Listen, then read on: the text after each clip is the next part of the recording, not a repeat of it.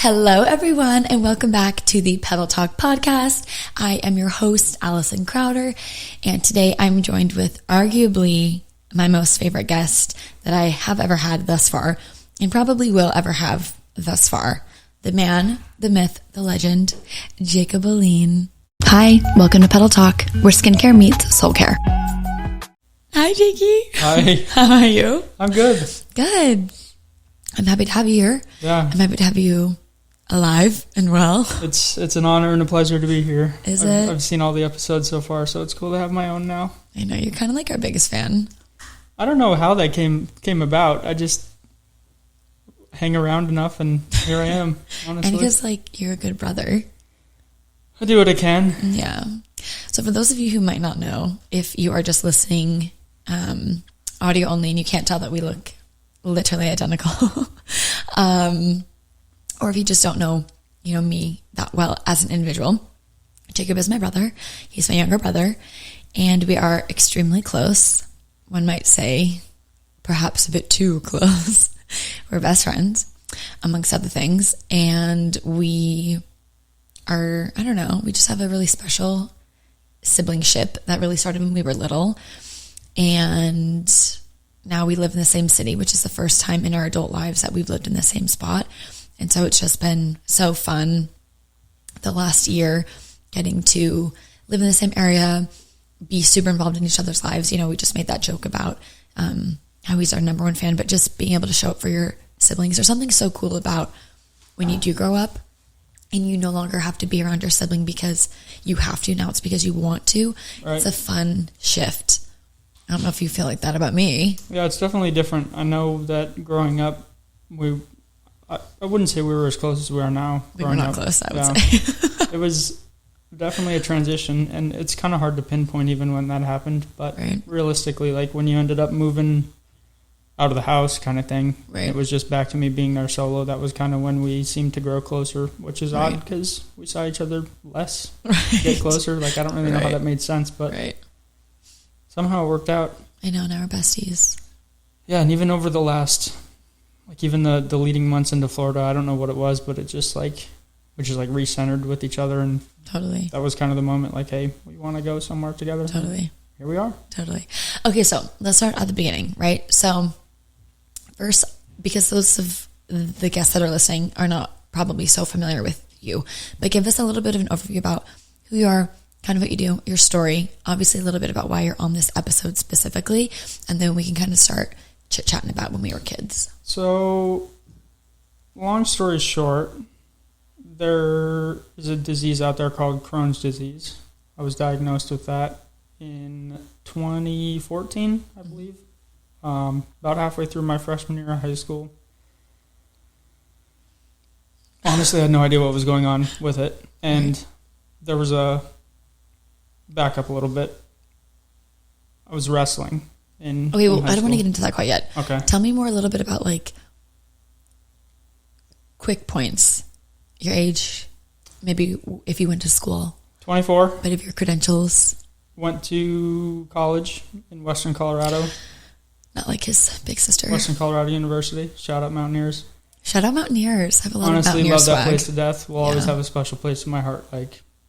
Nothing could have been better there, honestly. Mm-hmm. Graduated with a business management degree, sales minor, entrepreneurship minor, and hockey captain and president. So, a lot of fun there. You live here. Bounced around, moved to Florida, sell Harleys.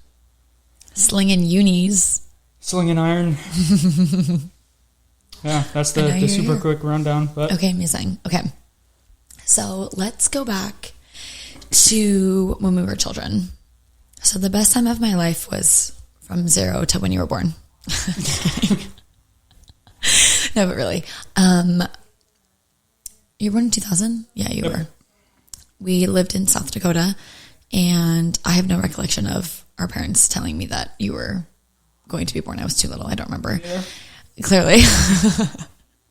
But I do remember from an extremely early on age that I think as an eldest sibling, and if anyone's listening who's also an eldest sibling, you are the protector. Even though you're a boy and like people might think like you are the protector sibling. No, I am the protector sibling. I'm the neurotic one. I'm the one that's organizing things and planning things and doing all of the admin. And I have had that role our entire lives. True or false? Yeah. Okay. Our parents get a divorce, and immediately I become your mother. Right. As I would say. That is what it is, honestly. I feel like though that is a time though that we, I wouldn't say got close, but definitely like relied on each other for different things. I feel like when you grow up and your parents are divorced and you have siblings, you guys just have like a different kind of bond. Yeah, it was definitely different. You just have to. And we had a really crazy growing up. And so, you know, us being able to be there for each other is special. And I always tell people that you're my child because that's how it felt. Yeah, it just seems like we almost like, since we were of roughly same age, you know, going through the same kind of trauma together, that it was just like we were the only stability that we knew of. 100%. Like, yes. Just you and me kind of thing. Yeah. Like mom would go off and do her thing. Dad would go off and do his thing. Even when they were working or home or whatever, like we were the only two people that were like always there. Extremely consistent. Yeah. And then even as we got older and, you know, I was able to drive, it was me taking you to practice. It was me taking you to whatever. Right. And that creates obviously like a different kind of bond. You just got like used to it. Yeah. And it was just, it's always been you and me. Right. It's always been just us. So that fed into, you know, obviously fast forward to both of us in high school. What was little Jakey like? How would you describe yourself pre-high school? Definitely experimental with certain things. I feel like I bounced around with so many different hobbies and little things here and there, and I liked being outside and doing all kinds of stuff with the neighbor kids and, you know, having all these little hobbies that kids have, you know, playing outside. Played a lot of airsoft in the front yard. That was like hitting me with them. Shooting each other with airsoft guns. Right. We'd play with Legos. I literally had an entire shed out back that was like our little fort. Yeah, had like I forgot about all that. thousands of dollars of Legos in there just playing around, and all the little kids in the neighborhood and riding bikes and building random tree houses and stuff like that. Like that was just a normal boy thing. Life. You know? Yeah. So when you were in high school, you were doing what with schooling? Or I'm sorry, with sports? So I originally started wrestling in middle school, carried over a little bit into high school freshman year, and then I ended up bailing on wrestling. Why? And switched to football. Why did you bail on wrestling? Well, that's kind of where and that's where the story starts. Yeah, that's where the story begins. So for a lot of you that probably don't know a whole lot about wrestling specifically, there's pretty specific weight classes. Typically they're like 5 to 6 pounds apart from each other, and the goal is to kind of fit into a class. Right. You don't really want to be in a higher class because you wrestle a heavier person, you know. So you're always cutting weight, and that's just a standard thing. Right. Try to lose as much as you can to fit in a lighter class, you know. Right. High school doesn't really have a low class. That's not really a thing. Right. But, you know, I'm 5'7". I got a 29-inch inseam. Like, I'm not a big dude, you know. Are you actually 5'7"? I'm 5'8" on Tinder. Oh my god. Anyways, so 5'6" is what I'm hearing. Somewhere in there. Depends on if I got my cowboy boots on or not. Right. Honestly though, the lowest weight class in high school was like 103, 106, something like that, and I was pushing 92 soaking wet. Like I was wrestling up regardless. And we have small parents. Yeah. We weren't blessed. Your chihuahuas don't make a great Dane. That's a common phrase in my life. But realistically, I mean, I was 10, 15 pounds under the smallest weight class. So it was like I was fighting up regardless. Right. And I ended up getting diagnosed right around the same time. Okay, so how did that... Season. So from my perspective, if I may, you're wrestling, you start getting like extremely skinny, almost the opposite of kind of what you should be doing. Instead of building weight, from my perspective, I'm like, he's getting skinnier. And that's kind of when our mom is like, what is going on? It was definitely interesting because there were so many different things kind of going on all at the same time. Right. With, you know, I was 13, 14 years old, puberty kind of thing, plus exercise, plus this, plus like Diet wasn't really a thing. You don't really diet as a kid in high school, right. And I was definitely active, very active, and ended up, losing a lot of weight just because of that, and the disease kind of all playing a part in right. making me scrawny. I mean, skinny. I'm pretty sure I came out of that off season like 85, 90 pounds. So I mean, did we could you throw up know, pictures, and I was small. Did you know that whole time that you were sick? I had no idea. Did you feel sick? I had wrestled before, obviously, Right. the couple prior years to that, and even then, it was normal to wear 2 hoodies to practice to try to shave that extra weight. Like, right. It was just normal. I didn't really feel sick. Looking back though, did you ever feel like lethargic? Like now that you know what it feels like to be really sick in that time, or did you just feel like, I'm just cutting weight like normal? It's kind of hard to remember just because I've learned so much about right. how the new life is kind of. Right. But I don't think I was any extra lethargic. Mm-hmm. Going to class all day. There were long days regardless, so right. I think it was pretty normal in that sense. Okay, so did you finish the season? No, I don't even think I wrestled. I don't think I wrestled a single match my high school career. So from my perspective, and correct me if I'm wrong, our mom sees you getting like extremely skinny, and she says like, you're cutting weight, this is not what we want, you need to stop. Pretty much. Is that what happened? Yeah. Okay. And I was a senior, and Jacob was a freshman, so like... Part of the thought process was that weight involved. class was so up in the air that I was, already light, and she saw me losing more and more weight that she was going to kind of say, right. No. That's what and I she remember. thought the coach was overworking us too. That's but what I thought, I kept rebuttaling like, hey, this is just normal, it's high school athletics, right. Like relatively serious, and you're not going to convince coach to tell us to quit running. Like, right. That's not going to happen. Right. So then when do you stop? What month? Do you remember? Like the spring, like February? No, because it was a winter sport, so we probably had our first meet somewhere around Christmas break. Okay. I'd imagine we started, first of the school year kind of thing, and I think I made it till like October.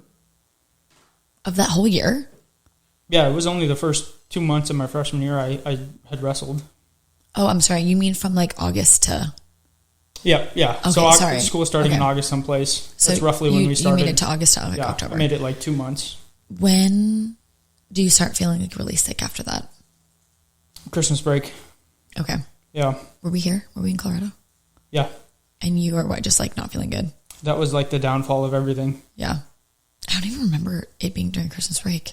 Was it really? It was like the first of the year pretty much was when I was diagnosed. Was it really? In January? Mm-hmm. I thought it was in April. So you can say as much as you like or not like, but you're in excruciating pain. I remember that. Kind of gets interesting here because a lot of my memory just faded. Great, I can remember because I remember all that. The body has a really unique thing of like when it goes into like fight mode, right? It kind of just shuts off the rest of the shit, which is crazy. Like right. Brain receptors, memory, anything like that's not critical, out the window. Right. Like I remember laying in bed for months drinking like white Gatorade. Right. That's it. Right. From my perspective, I remember you had just moved into the basement, right? I don't even know. You had just moved into we lived in a 3-story house and you had just moved into the basement. This is just from my recollection. You can correct me if I'm wrong. And you would draw all the blinds and it would be a cave down there. You were extremely sensitive to sound, smell, touch, and you would be in there with the door closed, screaming, crying, not okay. And from my perspective, I was like, what is wrong with him? Like, I so did not understand. Plus, I'm like doing my own thing, right? I have like boyfriends. I'm like driving around. I'm like in school and working and doing whatever. And I'm not tentative because you're just my little brother. And like, yeah, what, he's sick? Like, I didn't know. And then I remember our mom would talk about like, he's really just like not eating. He can't eat. Like everything hurts. And then I don't remember how long that lasted for, but I remember it lasting for like a while. It was probably a solid month or two. Yeah. And she had taken you to a couple of random doctors, like nothing crazy. And then finally, I remember, I think she took you to get some blood work. I remember the turning point was an appointment with like the children's GI doctors there, and they pretty much called her up and said, hey, you need to take him to the ER right now. Right. And that was like, oh. this is real. And I remember our mom said, I remember she was crying and she was like, there's like 3 options that it could be. 1, it could be he just has like a flu. 2, he has like IBS. Or 3, and she's like, this is what I don't want. And then she started crying and she was like, it could be Crohn's disease and I do not want that for him. And I remember when she started crying, I was like, oh, this is like extremely serious. It brought a layer of severity that, you know, as your older sister, I'm like, yeah, he's fine. Like, he looks fine. Right. But I remember when she said that, I thought to myself, oh, like this is a big deal. Yeah. So then obviously you get diagnosed. Yeah, it was honestly probably one of the craziest things a kid would have to go through those first 2 months, just because excruciating pain constantly. Like, what is Crohn's if someone didn't know? Path. Explain in layman's terms as best you can. So it's an autoimmune disease. It's in the same family as like type 2 diabetes and ulcerative colitis and some other things like that, to where, you know, it's not there's like no known causes necessarily, or type 1 diabetes. Sure. I mean, it's kind of just one of those like things passed down from your parents kind of thing. It's in the genes. It's in the blood. It's not like you don't really know where it came from. It just lives. So basically it affects the digestive system in different ways depending on the person, but it's basically white blood cells fighting against each other. So your body's just kind of always fighting itself, and you get sick easier. A lot of things change up, like just a lot of internal like trauma. Yeah. War zone is a good way to describe it. That's how it feels from the outside as well. Yeah, and sometimes the only fix to it is, you know, if it gets bad enough, cut it out, right, and move on. Like, that's the only. And there's no cure. Solution. No. And there's, in my opinion, not a lot of education behind it either. It's one of those ones that nobody really knows about. No one knows about. And every time I talk about it, people are like, huh? Yeah, the worst part about those ones is they just have the least amount of representation out there, too. Least amount of funding. It'll just take longer to figure things out because it's not as common as others. You know? Right. So you get diagnosed. What do you think in your mind immediately? Honestly, I had no idea what was going on. Like, they can tell you one thing, but until you actually go through it and experience it again, you don't really understand, like, you will have this for the rest of your life. Did they tell you that? Yeah. And as a kid, you know, honestly, in the time, I feel like people were telling me it was going to be so much worse than I wanted it to be, almost. Mm-hmm. Just because I've always been one that, like, life is what you make it, you know? And if somebody's telling me, like, hey, you're going to have this for the rest of your life, it's going to suck, I'm like, how do you know it's going to suck? Right. Like, it is what it is. Mm-hmm. I have it, and now I move on, you know? That is something about you. You are extremely level-headed. You got all of that. Yeah. I got none of it. I pretty much got 100% of that. Yeah. Extremely level-headed and extremely, like you don't get flustered. It takes a lot to kind of rock you, I would say. Yeah. But I think that comes with kind of living with this for such a long time. I've been stabbed with the needle about 9,000 times. So yeah, right. It kind of comes with all of it. So now it's like the spring of your freshman year. I remember a lot of like testing. Yeah, I was honestly picking out like what is going on. Mm-hmm. That was that whole full year was, we know you have this. Now, how do we fix it? And that took a lot of poking and prodding and testing and trying to figure out what was going on. And then I graduated, and then I moved immediately. I moved out when I was 17. So I become, to be honest, in the beginning, pretty much 0% involved. Right. Because I just was gone, and I was doing my own thing, and I was in school. And that's kind of what happens just when you're the older sibling and you move out. Your life moves on, and yours kind of stays there. Right. So those couple years, honestly, are such a gap for me. What does that even look like for you? So they originally had me on a pretty potent kind of remedy, and that was called methotrexate. Mm-hmm. Auto-injector, or it started off with just syringe, and it was a weekly injection. Oh, I remember this. That was brutal, because I was a 14-year-old kid that had to stab himself in the guts weekly. Right. And that took a pretty big toll on me, just because it was you know, it was to the point where I almost wanted to puke anytime I smelled like a rubbing alcohol and stuff like that, just because of the alcohol wipes and whatnot. Like, right. I feel for people that have diabetes for sure, because they have to stab themselves often. And this was a pretty big needle once a week, but at least it was once a week. You know, that was the only thing pulling me through. Was on Thursdays, right? Or Fridays? We did it Fridays, which was the dumbest decision I've ever had in my entire life. Like, it was one of those things where I thought it was like required to be a Friday, but I hated Fridays. I hated going into the weekend because I had to go all 5 days of school and then be like, here we go. Gotta get this shot for the weekend. Like, and then you like ruin your weekend. Yeah. Because they make you extremely tired. They did at the time, yeah. So it was pretty much like Saturdays I'd be zonked, and then wake up Sunday and go back to school. Like, why didn't we do it a Tuesday? Right. So then? Stabbed myself like that for a while with like a normal draw syringe out of a vial, and then in the tummy? Yeah, they had some technology advancement, which was cool. They came out with this auto-injector. It was about yay big.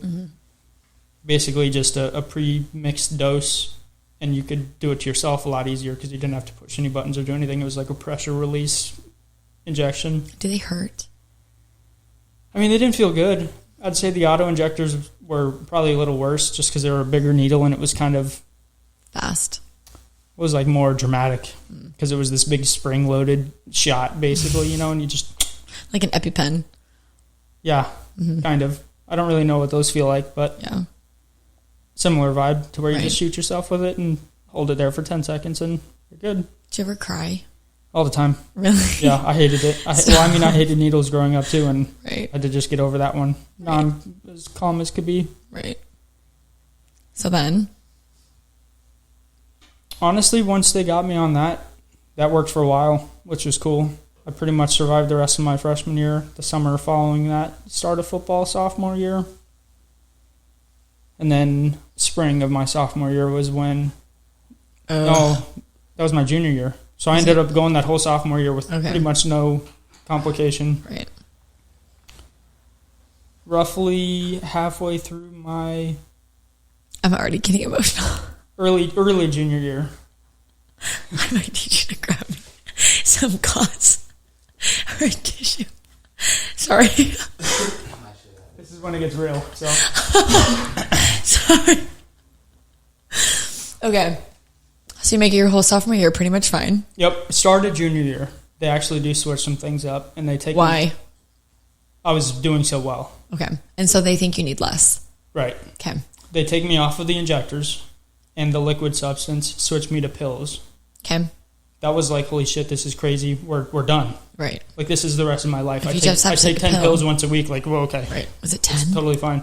They were itty bitty little ones. They're like a milligram a piece, so I needed 10, you know. So they switched me to that. Survived a pretty solid year. Played football. Thank you.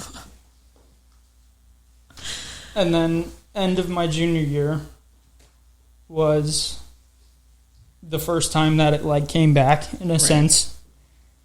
You know, because what's interesting about Crohn's too is like, in my case specifically, it's pretty on off. Like, there's not a whole lot of... It's 100% or 0%. People ask me, people look it up and they know the basics and they're like, oh, well, can you not eat anything? Right. I'm like, no, I literally eat whatever I want. Right. Like, I'm a Monster Energy and a Mountain Dew fiend. Like, you guys know me that it's literally injected into my veins. Like, I'm half Mountain Dew. Oh my gosh. But... which is not good. Yeah, but I also, you know, I've almost died multiple times, so... Right. If I'm going to drink a Mountain Dew and that's taking me out, like, Lord take me, I guess. I don't know, you know? Right. But at the end of the day, like, people ask a lot, like, oh, can you not eat this, that, the other? I'm like, I eat and do whatever I want. Like, that's just part of the thing, you know? And my case specifically has been, I'm totally normal like this, or I'm not okay. In a hospital bed, on morphine, I see on you. on fentanyl. Good. Like, right. Pretty crazy. But so your junior year in the spring, honestly, with the shape that I'm currently in, like I am kind of happy that it's on or off. Like, I would hate to just be struggling in the short run all the time. Like, that's just not really my character, right? Know? But anyways, we get to pretty much spring break, and I remember I'm in my uncle's shop, Mm-hmm. Uncle's been a mechanic forever. Mm-hmm. Mike's a great guy. We love him. We love Mike. Mm-hmm. We got the Ranger up on the 4-post lift, putting a new clutch in it. Yeah, Jake used to drive the sickest Ranger. Yeah, I have a 92 square body Ranger. Yeah. 5-speed manual. With the blue Band-Aid on the back. 6-inch lift. It's pretty clean. It's just sitting in my mom's house still. But anyways, we're putting a new clutch in the Ranger, and I'm just covered in filth, obviously. I walk inside, go to take a leak, and I'm like, man. Like, I've never... you pee and, like... It's just a normal thing, right? It's kind of like breathing. You don't really, like, feel it. Yeah. And I'm sitting there, and I'm like... I'm standing there, not sitting there. I'm like, dude, this feels weird. Like, I can, like, feel it. Right. Like, something's not good. Right. Like, I've never felt what it feels like to pee, and it, like, kind of hurt. I was like, this is weird. Right. Something's wrong. The next day, I'm in the ER. Pretty just straight up, just like that. Right. I told my mom she ended up being out of town that same day, and she got back that next day. I was like, Mom, it hurts to pee. Just called my doctor's, like, non-emergent, like, weekend line. Right. And they were like, oh, yeah, take him in now. I feel like that's kind of common for diabetes as well, because that typically reflects challenges in your like urinary tract, which also then reflects typically like gastro challenges. Like, I feel like you hear a lot of like kids and stuff, like the peeing situation is like... When your bladder is a pretty big organ inside of your like lower abdomen, so when you have swelling and all this inflammation and stuff going on in there, like it puts pressure on extra organs, so it definitely changes up the way like your body works. Right. Yeah. So you go in the ER or the ICU. I don't remember where you were. It was not good though. It was a straight ER. Yeah. We were at Memorial North Hospital in Colorado Springs, and you want to give me your room number too? I don't remember that, but that was pretty much all I knew. Is I knew I was there, and I was 17. It was right before my 18th birthday or 17th birthday. 16 to 17.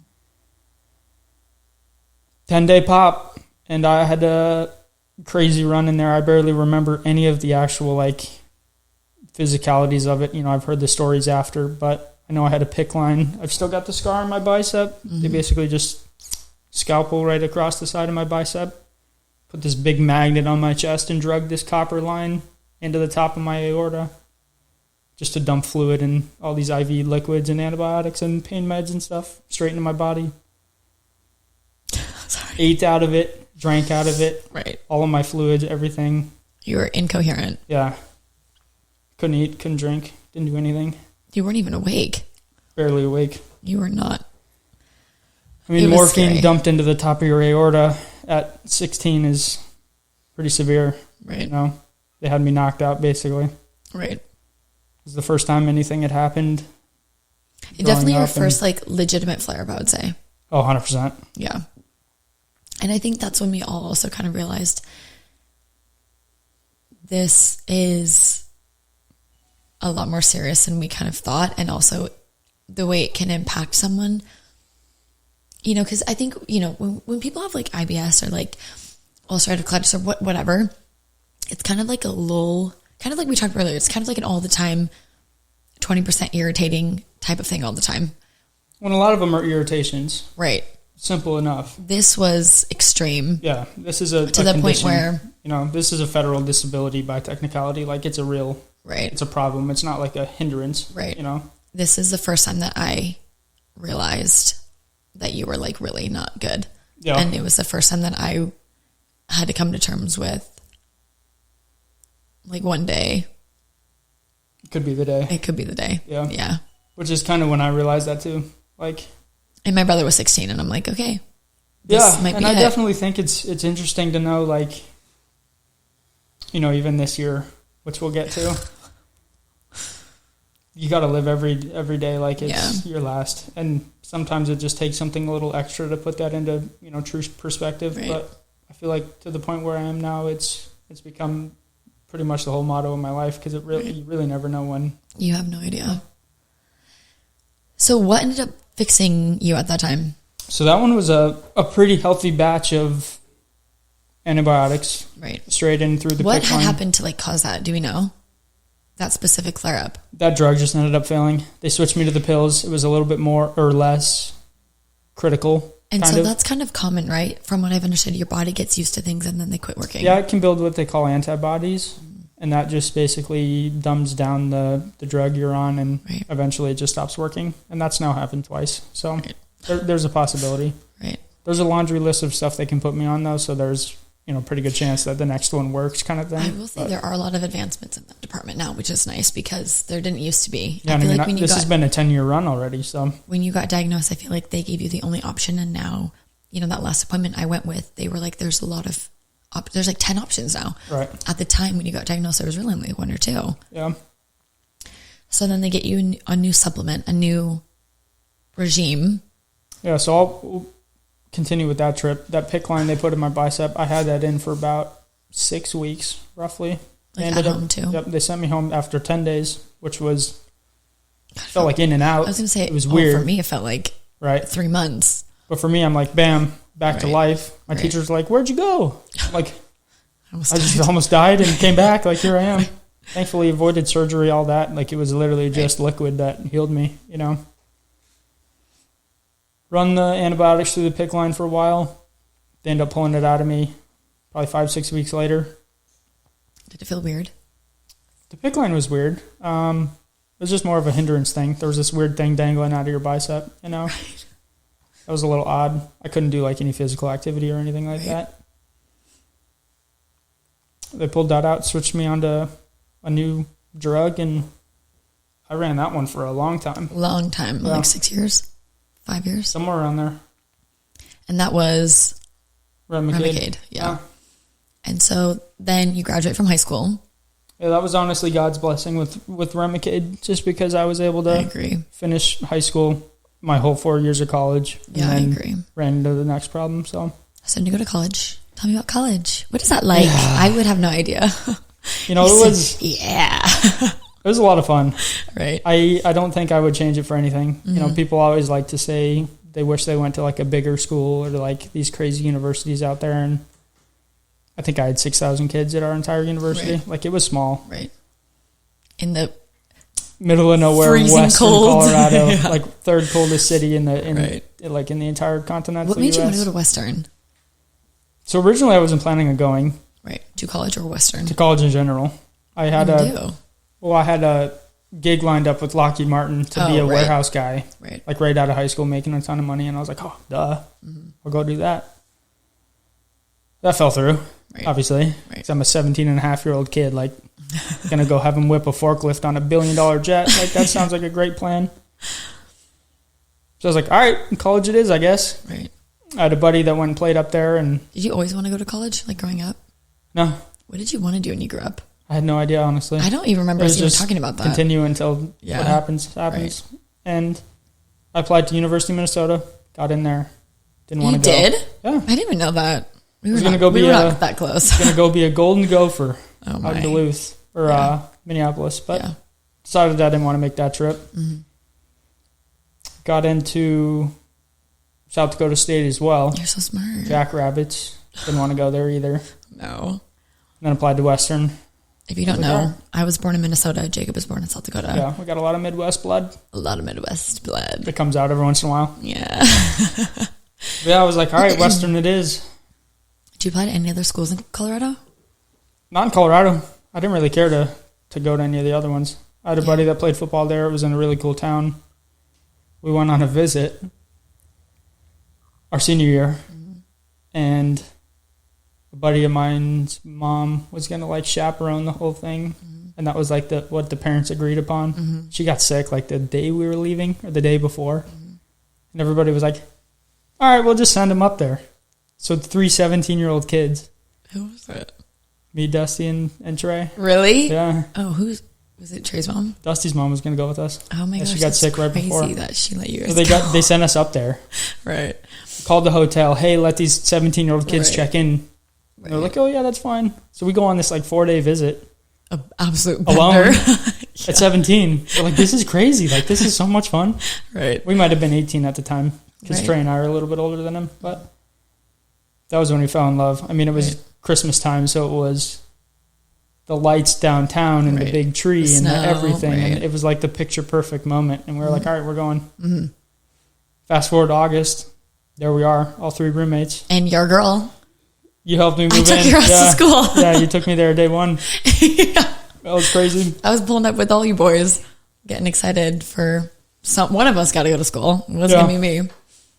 So I knew athletics were kind of out of the. Did your doctors tell you like you shouldn't play sports? They kind of frowned upon it. Yeah. They wanted more of like exercise over actual contact sports, just because like swimming rather than wrestling. You can get so much injury type situations with contact sports, Right. And it was never really my plan to ever continue to play sports. Like I played football in high school. I sucked. I was, not good. I just was there because all the boys were, Right. But that's what made it fun. And I was like, I'm not playing college. Right. What the heck? No. So I end up going. We move in. Need a job, obviously, because we're broke. Right. I'm walking through the hallway, and there's a poster that says, the ice rink's hiring. Yeah. Also, forgot to mention, I played hockey in the Midwest when we were very young. That was always one of my things. I went to ice sports. I did figure skating. Jake did hockey. Yeah. Kids. I was like, ice rink. I was like, man, I forgot ice rinks existed. Like, dang, that would be cool. Right. So I go down there. I'm full press suit because, that's what my mom told me to wear, and... You wore a suit to the rink? Yeah. It was a terrible decision because the rink manager's like... What are you wearing? Look at this guy. And I'm like, all black suit, tie, pressed, everything. That's hysterical. Yeah.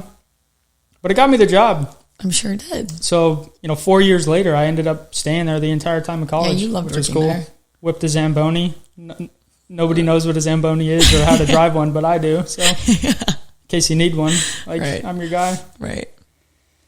Yeah, ended up catching on real quick there and made a lot of good changes at that ice rink, and that'll be another place that's kind of in my heart forever. Yeah.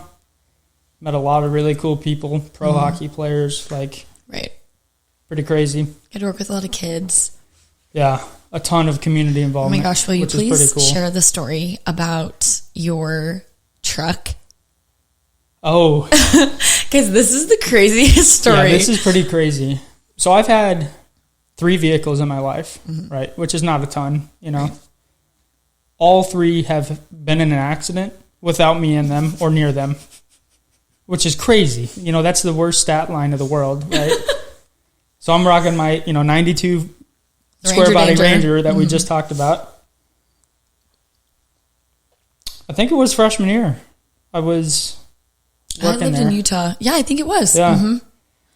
Just working at the rink, normal Tuesday or whatever it was. It was the Bantam practice, which is the pre-high school kids, kind of the 8th grade freshman year kind of kids. Mm-hmm. We had a small Bantam team in that town because a lot of them played up into high school. So there was maybe 8 or 9 kids on the ice, and I'm just sitting there at the concession stand. Crazy. So crazy. We hear this loud noise. I'm what the hell? What is going on? It's dead silent out there. There's 8 kids in the whole building. And this mom comes flying out of the stand. She's like, the heater fell off the roof. I'm like, no, it didn't. I'm like, those heaters have been up there for 40 years. They don't just fall. Right. So I walk out the double doors and I see half of a Chevy Colorado in the wall. And I'm like, that's not a heater. That's a truck. Yeah, I was like, that's a mid-sized truck. What is going on? So I'm like, oh boy, we're in real danger mode, right? I call the kids off the ice. I'm like, get off the ice. They all are hobbling to the locker room. I'm like, guys, there's a fire in here. We need to hustle. Yeah. So now they're trying to take their skates off. I'm like, screw your skates. Get in the parking lot now. We're not talking about this anymore. Right. The building starts filling with smoke, all that. I walk out the front door, and the car had came around through the parking lot up to 40 miles an hour and smoked the side of the building. And it was in the building. Yeah, it had hit it was it's a pole barn kind of build on the outside of the rink. So it hit one of the I-beams, thankfully. Right. Yeah, because it could run over all those kind of wedged kids. itself through the sheet metal. And if it missed that I-beam, dude, it would have went straight through the glass onto the ice, probably killed people. It would have been crazy. So scary. Yeah, he ended up hitting my truck. Right in the side, zig left, right into the I-beam. Yeah, your truck helped slow him down. The only truck in the parking lot, too. Yeah. I don't know how I was that unlucky, but I never parked in that space again. It was a crazy night because there were some guys. We had an outdoor rink as well, and a lot of the parks team was like flooding the outdoor rink to build that ice sheet because it was right when we started getting cold outside. So those guys heard it instantly. Right. So they ran over. They had like tools in hand trying to break the glass, like pull the guy out. He ended up having a diabetic seizure. That's what it was. Yeah. Basically just stomped on it, went right through the side of the building. Yeah. Yeah, and then I'm just like at home, and I just get a text of... Yeah, that was crazy. A picture of the wall, like, this is the rink. There's half the truck outside, half the truck inside. No context. I just get sent this photo. I said, are you okay? Well, it was, it wasn't really my event. I was just a bystander of the whole thing. Like, it sucked to hit my truck, but like this guy is very severely injured even to this day. Still, like, it was a crazy event. Did he live? He did live. Oh wow. Yeah. But it was one of those things where, the cops are so focused on like what's going on, like they don't really care about the other stuff. So they end up leaving. And I had no idea my truck was hit. And I like go to leave for work, and there's a hole in the door, and the glass is broken. I'm like, what the hell am I supposed to do? Like, everyone's gone. So I like called the non-emergent line. I was like, hey, like that guy that just ran into the ice rink, like he hit my truck too. Can you send someone back out here to like help me? So they send another cop out, and he like takes some notes down, and they're like, all right, we'll call you. So I'm a broke college kid with no window. It's 20 outside with like no direction. Right. So I taped a trash bag on my window and hobbled it back to the dorm room. Like, it was the craziest thing. I had the hole like this big in the side of a black plastic trash bag, trying to like see if anyone was coming, kind of thing. Yeah, it was not good. No, it was not good. You got it fixed pretty quick though. Yeah, but 92 Ranger, right? So for people that don't really know cars, like, you're not finding parts for it. No. It was 20-something years old at the time. So to find a new door, new glass, paint match, everything, like it was a problem. Right. His insurance gave me $800 because that's what my truck booked out to. High mileage, old Ranger, like they're not worth anything. So we went through my insurance. Mm-hmm. Thankfully it didn't go up or anything like that. So got an incredible job done. Like the boys at Mankey Auto Body down in Gunnison, shout out if you ever find this video. Like those guys hooked it up somehow. Put in some work. New door, new glass. They pulled the decals off of the truck. They paint matched it. They buffed it. They did everything. It came out really beautiful. Crazy story. Beautiful. Right. Yeah. I was almost thankful because I was like, man, they like built something crazy out of this situation. I love when you share that story. I had a Nissan Juke for 2.5 months in my college career. It was the most unfitting vehicle for me. And it's snowy. It's cold. Yeah. You have this little car. Okay, well, I just really wanted you to share that. So then I ended up at the rink, since we're talking about the rink. Mm-hmm. Met this guy named Darren, the Western hockey head coach at the time. Right. He's another character in my life that I'll forever be grateful to and thankful for, and right. He's one of my biggest mentors even to this day. Like his daughter called me like 2 days ago. She's like 7 or 8, just like wanting to talk. That's so cute. And he convinced me somehow to get back on the ice and play. So there I was, basically as a walk-on my sophomore year to, college hockey. And that was a grind. Right. I think we played 30-something games my sophomore year. Basically every other weekend, traveling in and out of the state. I got to watch you play in Utah. Yeah, I played Utah Valley, played Northern Arizona in Flagstaff, Texas Tech down in Amarillo.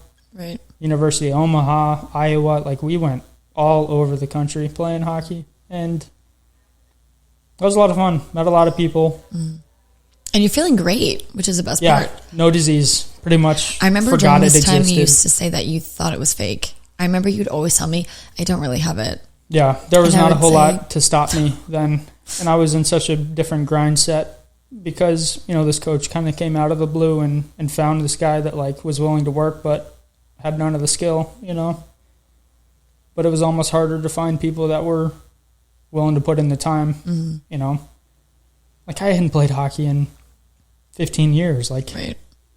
I bought a pair of ice skates and, like, couldn't hardly figure out how to do it my freshman year. Right.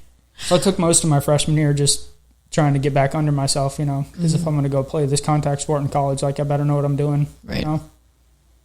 Sophomore year took a while to come around. And then pretty much towards the end of my sophomore year, I was back. For sure. Excellent junior year. Excellent senior year. Well, and then COVID hit. Right. Played 4 games my junior year. Both on the COVID happened when you were a junior? Yeah. Oh my gosh, that's so crazy. Played 4 games that year. They had to be on the outdoor rink. We had to wear masks during it. It's pretty crazy. Not the greatest. No. That was kind of a go next type of year.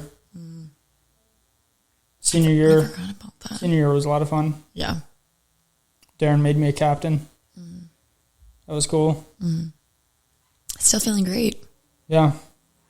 Lifting, doing everything right. Jacked. You were huge. Working out. You're so buff. We'll get back there eventually. Yeah. And then you graduate. Yeah. Played a full season senior year. A lot of good things came from it. Beat Arizona State University. That's pretty cool. That's pretty much on the resume. Oh Everybody knows ASU, so it's cool to say that, this rinky-dink town beat ASU. Right. Also beat University of Omaha as well, which is another big school. That rink could hold like 40,000 or something like that. It was one of the biggest rinks I've ever seen. And then you graduate. You sign. Get my degree. A deal, kind of, to go work at this company for a couple That's years. this interesting process. It's like a management training program, and they kind of bounce you around between locations as you learn the process, and then at the end you kind of take over your own location. Right. And I won't name drop them just for privacy reasons, but it was a pretty cool experience. I ended up working at Steamboat in Steamboat Springs, Colorado. That was honestly one of the best years of my life, because it was a really cool place. Yeah, it was beautiful too. Yeah. I mean, I was 100 yards off of the base of the ski resort. I did a lot of mountain sports when I was in college too, just because we were so close to Crested Butte and all these ski resorts and stuff. So a lot of skiing, a lot of partying. Steamboat was really cool. Met a lot of cool people.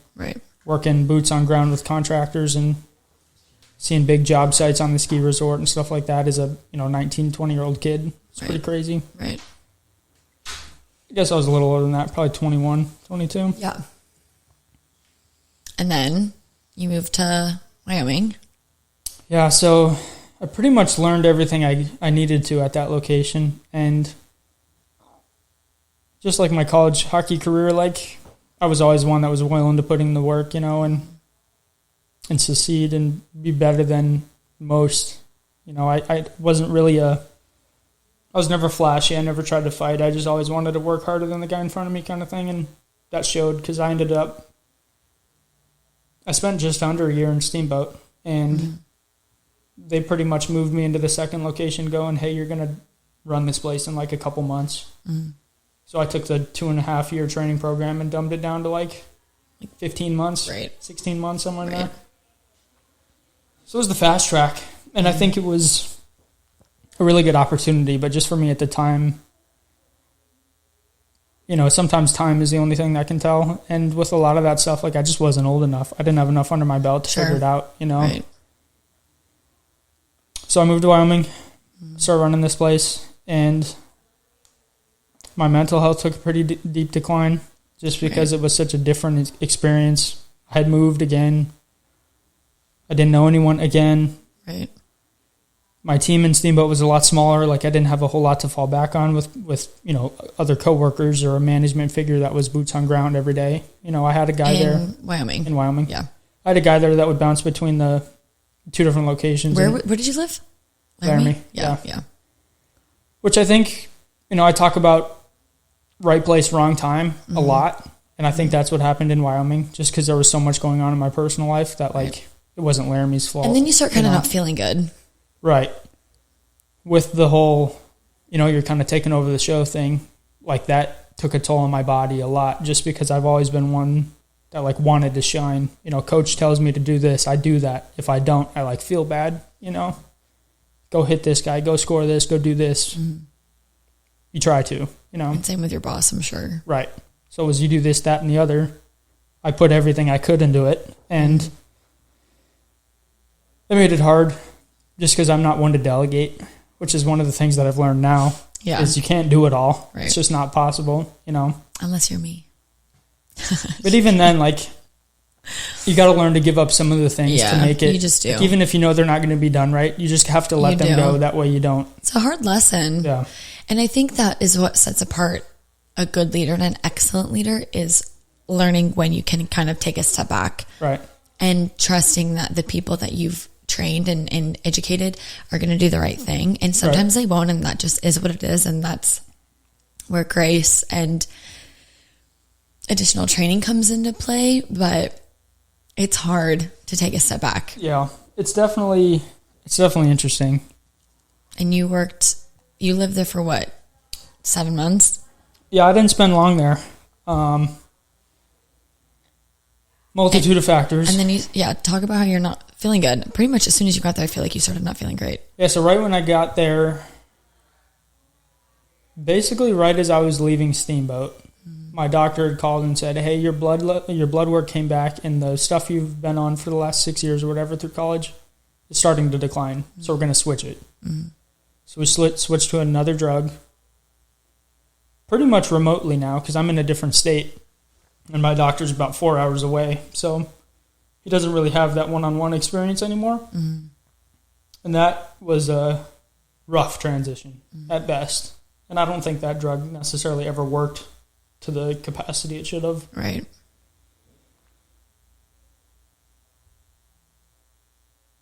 Job was going well for the most part. I was doing what I needed to do, getting by, doing whatever. Got through the busy summer season. Just because it was a construction-based job, so there's a lot of things that go down during the summer. Right. You don't want to be working outside during the winter. Especially in Laramie, it's freezing. It's snowing. Yeah, I lived in some of the coldest places in the world for fun. Like Gunnison to Steamboat to Laramie, like those are all three very cold towns. Frigid. A lot of snow, a lot of wind, a lot of weather. Gray.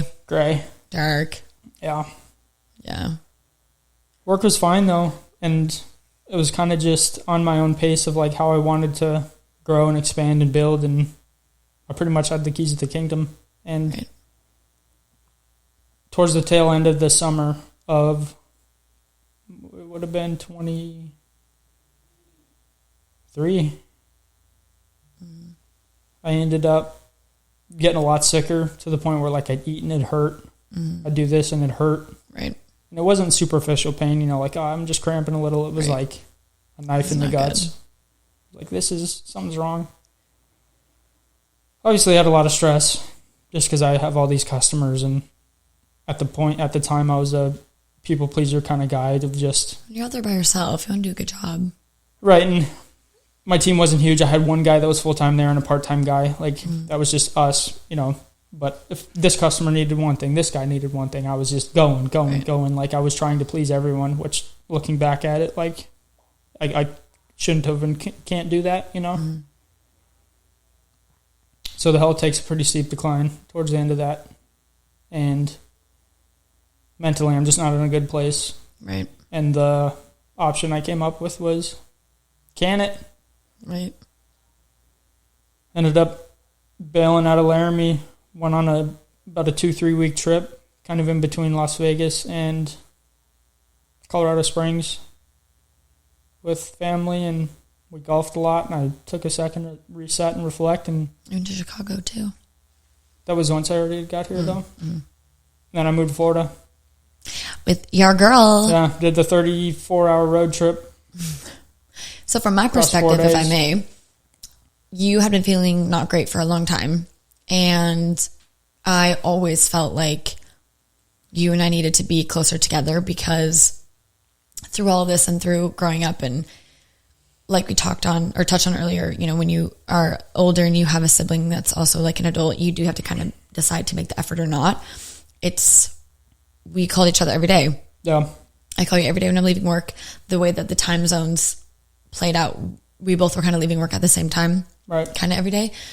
And every day I was like, you got to move, you got to come. At the time we were living in Vegas. Yeah, I was going to send it to Vegas. Right. I was honestly ready to send it to wherever the hell I needed to go. Right. Like, throw a dart and start driving. Right.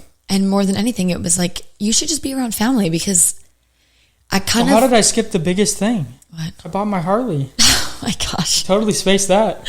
Okay, that's not the biggest thing, but it is a big part of your journey. Yeah. Yeah, Jacob comes out for his birthday, and we spend the week schmoozing him because we want him to move here.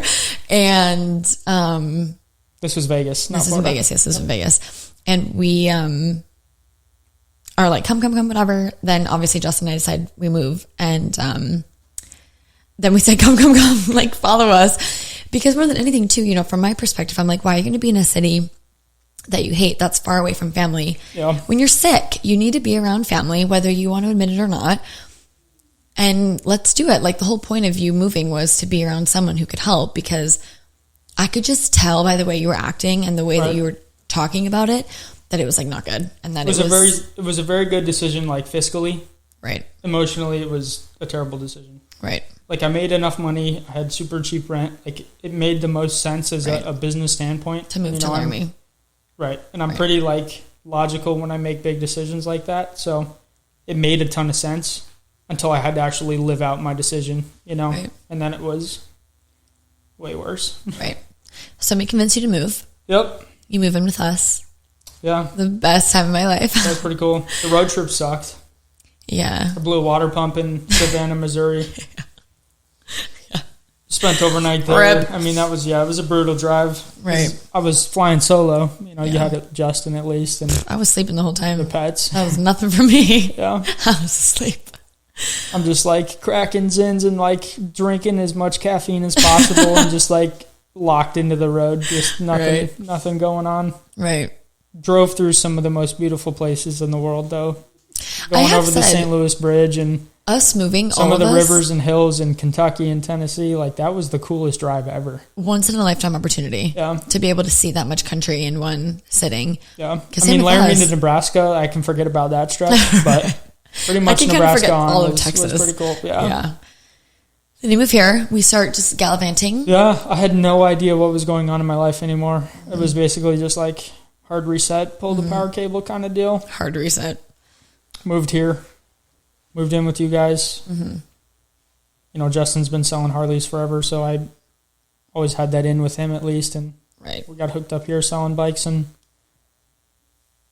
that was kind of our thought process was, and then show up, sell bikes, see if you like it, and go from there.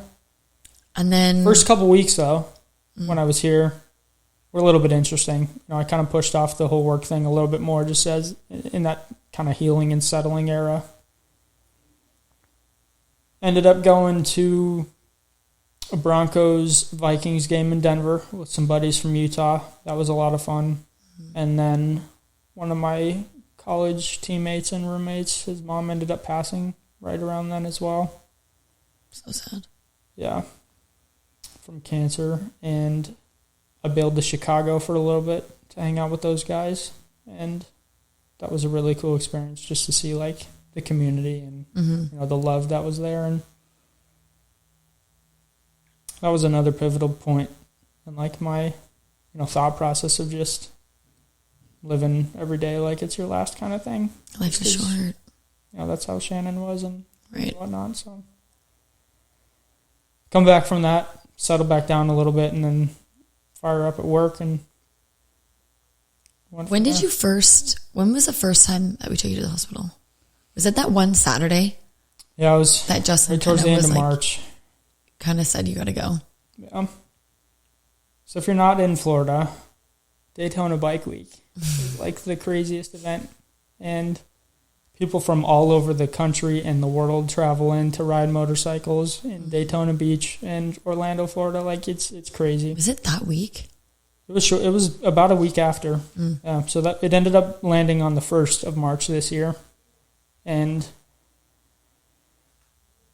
it was an interesting time because, like, I've worked a lot, and I've worked hard days and long weeks, you know, and this was a 10-day run of 10s. So it was 10 by 10, and we were all tired, you know. So it was just normal to be gassed by the last day of bike week.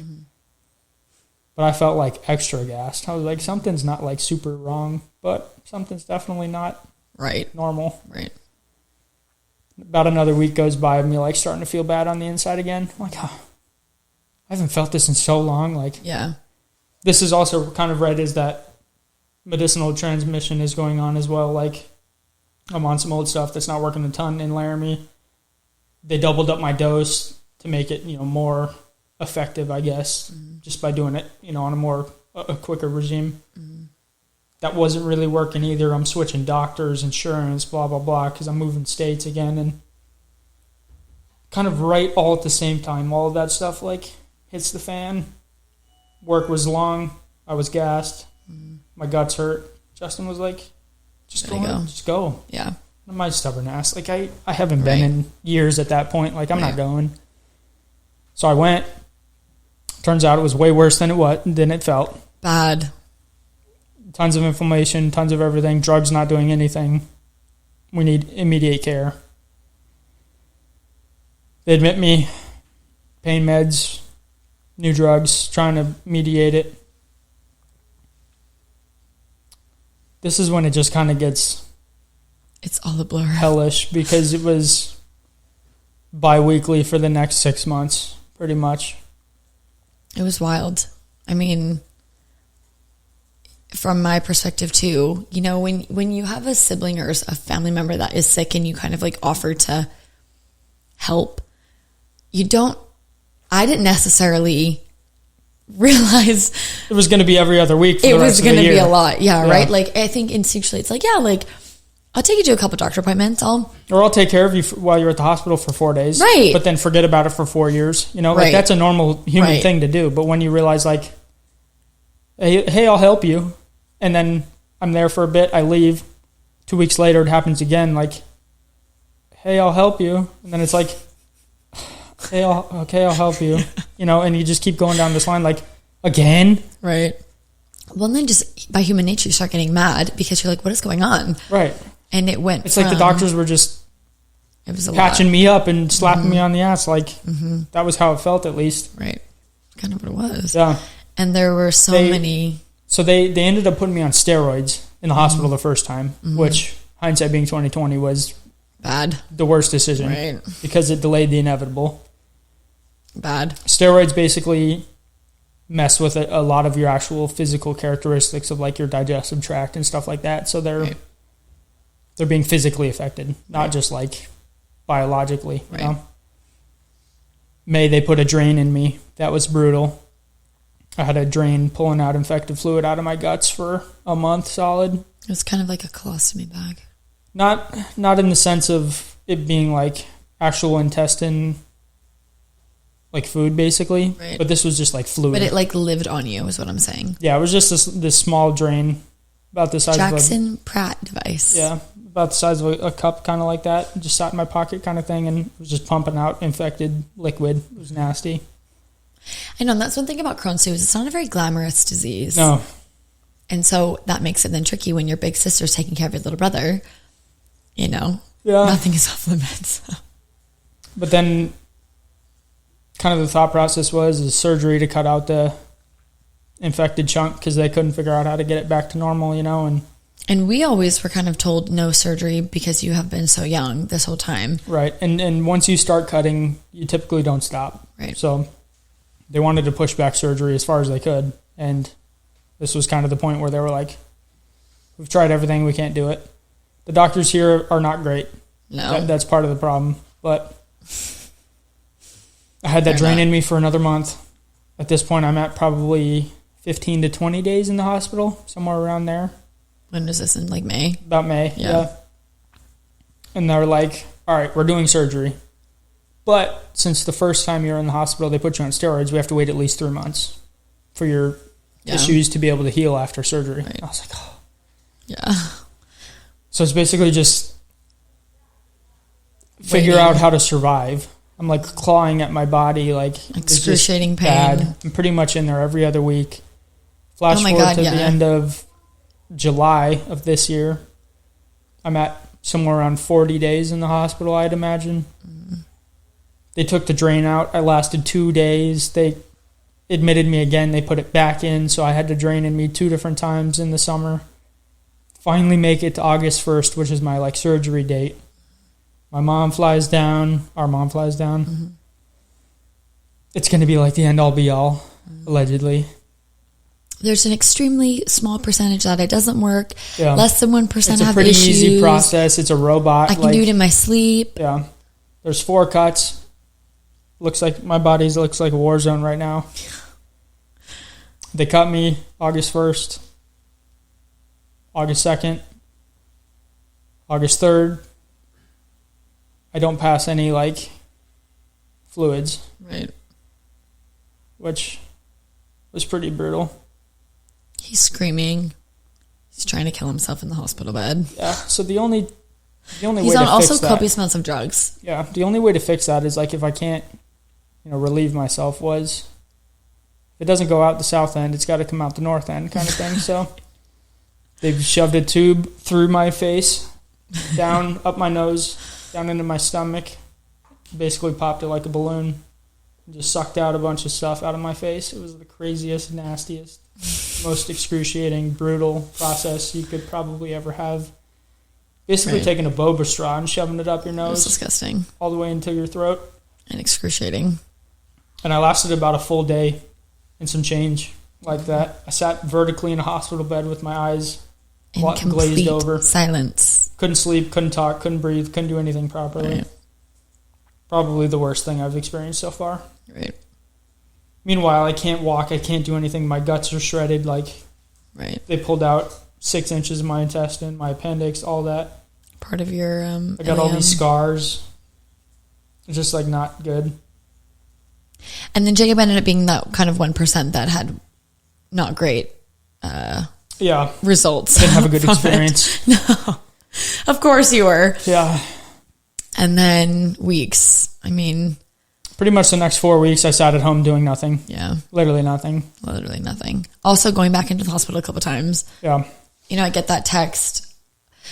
Hey... A lot of Percocet. I think I'm going back in. Thank God for drugs, honestly. Without them, they wouldn't have pulled me through this entire year. I've been on so many different things. And so what, to this day, you've spent how many days in the hospital? Somewhere around 60 this year. Crazy. Which is a lot to perspectivize, but it's basically 2 full months. Right. I mean, my routine was bad. The people in the From local March ER to November. knew me by name. Oh, yeah. The local ER. The guys at the... Shout out if the boys from the valet at the hospital, they hook me up. They don't make me pay for valet anymore, which is so nice. Yeah, it was crazy. I mean, the CT scan guy at the local ER, he knew me by name. Right. Multiple of the nurses and stuff just knew me. They were like, "Oh, you're back." I'm like, right, same shit, different day." Right. And that was pretty bad for a while. I ended up going back to work for 2 days. August 28th and 29th. I know it vividly. Mm-hmm. I sold a bike on both days. Mm-hmm. Same thing again. Back in the hospital. Something's wrong. Mm-hmm. I'm like, okay, I got the surgery and I'm still dealing with it. What's going on? Arguably it's worse too because now you can't walk and you have all these scars. Yeah, I'm like, okay, so what did we cut this out for? Nothing changed. Right. They put a drain in me again. Right. And the first one went right into my basically pelvic area from the front. Mm-hmm. And that one was okay to deal with. Well, since there was so much scar tissue and scarring on my front of my body because I've been cut so many times that they had to put it in my back. Guys, it was brutal.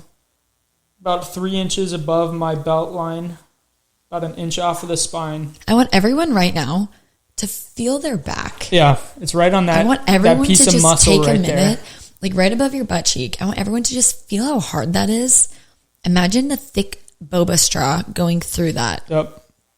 And that was excruciating. That was what I lived with for about 3 weeks. Right. 4 weeks. And that Can't walk. I couldn't do anything. Mm-mm.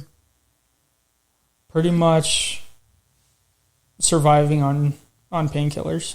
Which was a tough part of the journey because I was done. Right. Yet here I was back doing the same thing again. Right.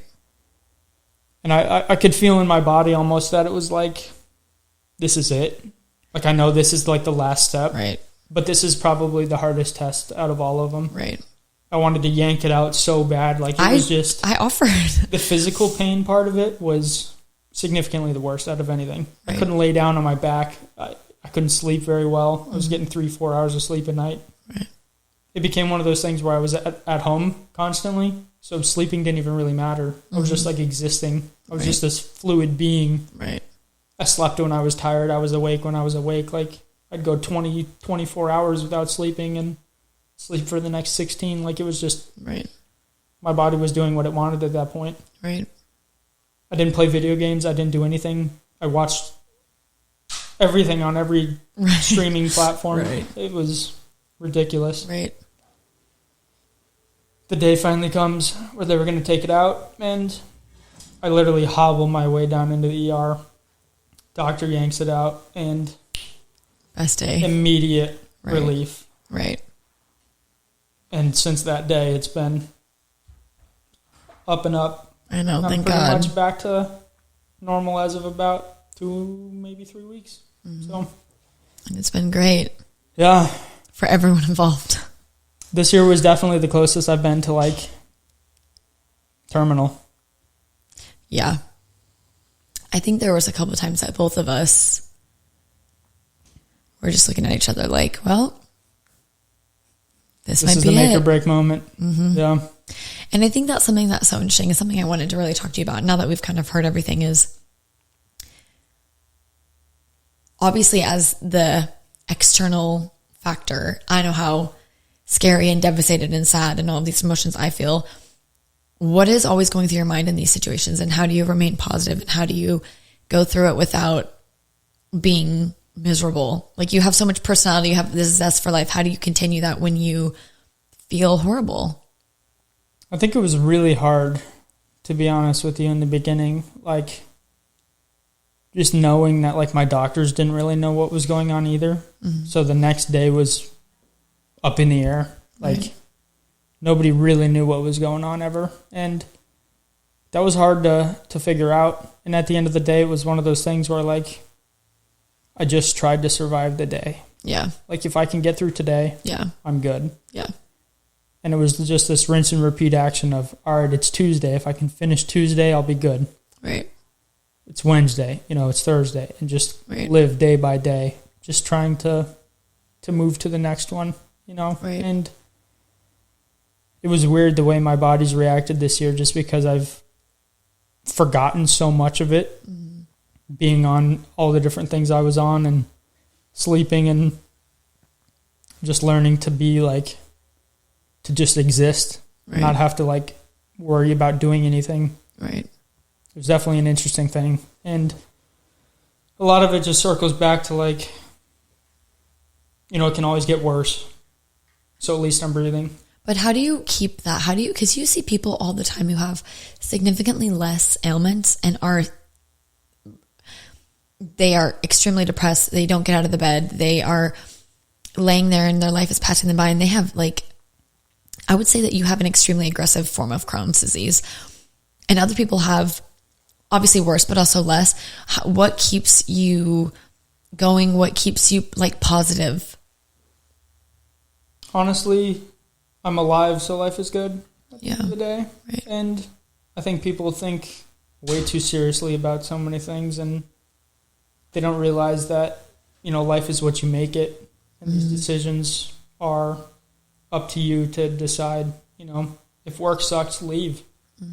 If your life sucks, change it. Like, nothing is set in stone ever, and you can really live your life exactly how you want to if you just nut up and do it, kind of thing. And that's kind of how I lived this year, was like, I'm in a ton of physical pain, but like the way to get through it is to rest and survive. So I rested. I didn't push it. I didn't do anything. Right. And I've always been I've had some a comedy side of everything too. So just cracking jokes and messing with the nurses in the hospital and stuff like that. Like, there was so many times where I'd crack a joke or something in like a super serious conversation, and they look at me and they're like, what? I always tell people that you're the funniest person that I know. Yeah. Even though you're like a little shy in the beginning. A little bit. You are so funny. But I've also had so many people come and go that, like, I don't need to have that conversation until I've known you for a little bit, just to make sure you're like sticking around, kind of thing. What advice would you have to someone who maybe just recently received a life-changing diagnosis? I would say don't jump to conclusions, because everything can change eventually, and I've learned so much because of this, and learned how to, take care of the body properly and work on some of these more specific things. What are some things that you've learned, or some things that you take as best practices now that help you stay Just healthy? like being active and, lifting. Lifting is a really big part of my life, and, I've bounced in and out of the weight room all the time just because of all the things I've had to deal with in my life. But that's kind of where I keep recentering myself is, pushing weight at a gym. Like that should be required in school. Like, you should go by your squat max instead of your credit score kind of thing. Like, oh my gosh. No. I love being in the gym and working out and lifting weight. I hate cardio, but I'll push weight all day, every day. Like, that's one of the biggest things in life is like, if you can just get the blood moving, like you'd be surprised how much more your brain gets unlocked. Why do you think that is? Just exercise changes the body in so many different ways. I honestly don't even know what it is, but there's something about like overcoming obstacles in the gym. Like, you can't lift this much on a Thursday, and you work hard for 2 weeks and now you can lift more like that. Right. You set that goal, you break it, you move on, you keep resetting these goals and moving up. Like, it's a pretty cool thing for mental health and physical health, How do you feel going into, that now that year's kind of over, 2024 is kind of over, 2025 will be here before we know it. What are some things that you have taken away from this year that you're going to really focus on next year? At the end of the day, I've missed a lot this year. So it's kind of just back in that grind mode to make up for some of the lost time. Are you technically in remission right now? I don't think I'm back there yet. Because you've been in remission before. Yeah, I think it's probably one of those more technical definitions of like, X amount of time since the last thing. Like, I'm really only a month off of the last flare up kind of thing. So it could always change. It'll be months again until I'm back into like a remission state. But knowing where my body feels right now, like it's coming eventually. Yeah, you feel good? Yeah. Back in the gym doing everything. Like, want to just grind out work, grind out the gym, learn to live a little bit new life. So what does your regime look like right now? You're on your infusions? Yep. So every 8 weeks I get a full IV infusion. It takes about a half hour, and that holds me over for 8 weeks, which is pretty cool. And no oral, no nothing else? Nope. Yeah, that's pretty unbelievable. Yeah. And you're feeling good? Working out at the gym. Feeling going strong? to work. Drinking too much caffeine? Drinking Mountain Dew. Having too many Monica Lesinskis? Yeah. Which is not my favorite thing. But it's just one of those things, like, I've been down that road. Like, I'm not scared to die. And why? Just because life's bigger than that. Like, every day was written before it was lived kind of thing. And I'm a pretty big believer in fate, too. Like, you're supposed to meet the people you're supposed to, and you're supposed to do the things you're supposed to. Like, do you think we were always destined to be siblings? Yeah, because we are. I think it's one of those things that's like... Do you think we would find each other in another life? Hope not. Okay. I'm stuck with you now. That's close enough. You're so mean. It's pretty mean to talk to your caretaker like that. You could have left if you wanted to. You never would. I couldn't. You're just a little kid. I need some help. I'll always be a little child to you, though. Yeah, you will. And I'll always make fun of you. You're a little bit taller than me. Not. Not much taller than me, but a little bit taller than me. Just a smidge. Yeah, just a smidge. Well, what's next for Jakey Poo?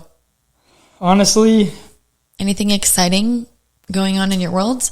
I don't have a whole lot of plans. The goal in the short term is just to maintain the health that I've built already and kind of figure out what I want to do with my life and go from there. Mm-hmm. You know, I've lived in 4 different cities in 3 different states in 2 years. I've been flying around already. I kind of just want to take a second and breathe a little bit and, see what I can make out of it. Right. And you have to always live by me. And I've lived in Florida for 6 months and have spent it all in hospital bed. So you've lived here longer than that. Or I guess a year. Pretty much a year, almost a date. But I've been sick for 6 months and right. spent most of it in the hospital. So I really don't even know what's going on here. Yeah.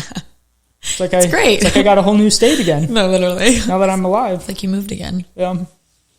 Amazing. Well, thanks for coming on the pod. Of course.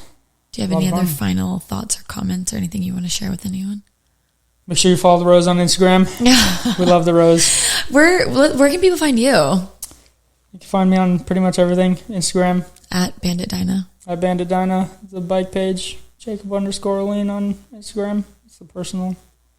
Anything else you want to share? If you're looking for a Harley, come to Seminole. Like, don't know what to tell you. Looking for a boyfriend. I mean, shameless plug, whatever. He's blushing. He hates me. It is what it is. Well, maybe one day. Now that you're... Yeah, here's my application. Oh, my gosh. If any cute girls out there want to hit up my brother. Well, thanks, Jakey. I love you. You're my best friend. Yeah. I'm glad that you didn't die. Yeah. It was a crazy year. Definitely ready for it to be over. Yeah. See what happens in 25. Yeah. I think good things are coming your way. And I think this year has been really taught you a lot and awoken a lot of things to you of what you want and what you don't want. Right. And I think that not only that comes just with age in general, but I think when you have so many kind of near-death experiences, you look at things differently. Yeah. And I think that it's something, honestly, you can't like teach someone. You just have to, right. Everybody figures it out on their own and kind of sees eye to eye on things after. You know? Right. And like you said, life is what you make it. Right. And you either show up or you don't, but the time passes the same. Nobody cares. Work harder. Nobody cares. Work harder. Yeah. Good. Okay, Jake. Well, thank you so much for being here today. Hopefully we'll have you on again. We can talk about something a little less heavy. But yeah. I just really wanted you to be able to share this. Plenty more stories where that came from. Plenty more stories. Yeah. Maybe we'll share some like crazy stories about when we were kids. Yeah. Me like trying to like drown you and stuff. Yeah. The lightsaber event. Right. Okay, well, thank you guys so much for watching. Make sure that you subscribe to the YouTube. Follow us wherever you listen to podcasts. Tell everyone in the comments, tell Jake how much you love him and how you're so grateful that he is alive. Follow all the social platforms and the Rose. And thank you so much. And we'll see you next time. Bye. Adios.